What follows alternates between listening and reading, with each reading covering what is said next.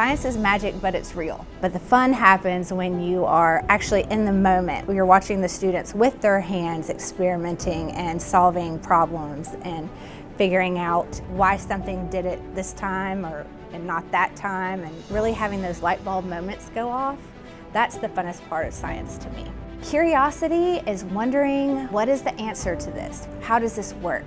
Why does it do it this way? I'm real big on the learning thinking processes, like the scientific method and the engineering design process. Practicing their brains working through those steps for a goal-oriented outcome. Those processes teach them that mistakes are okay. That's part of learning, and that you just try again. What could you do differently to affect the outcome? It helps them, I think, develop resiliency.